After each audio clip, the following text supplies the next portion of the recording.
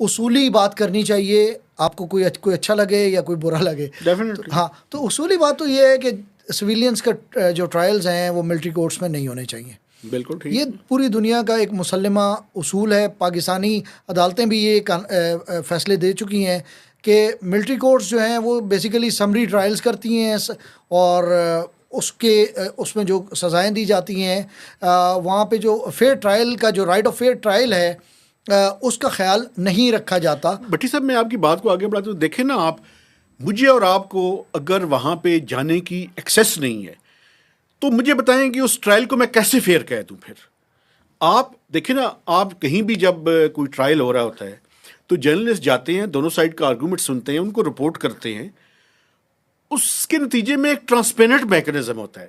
اب آپ نے کیا ٹرائل کیا ہے، کس نے کیا آرگومنٹس دیے ہیں، وی ڈونٹ نو.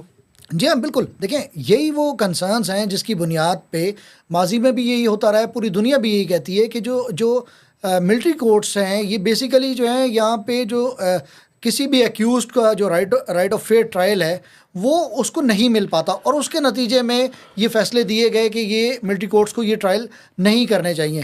اصولی طور پہ تو میں اس کا قائل ہوں، لیکن میں اس کے ساتھ کچھ اختلافی باتیں بھی کرنا چاہتا ہوں. پلیز ضرور کیجیے. وہ یہ ہے کہ دیکھیں یہ پی ٹی آئی وہی پارٹی ہے جس کے رہنماؤں اور ان کے جو ورکرز ہیں اور ان کے حامی جرنلسٹ جو ہیں وہ انہی ملٹری کورٹس کی ایک زمانے تک بڑی شد و مت سے حمایت بھی 2019 کی بات کر رہے ہیں. جی ہاں بالکل، یہ حمایت کرتے رہے.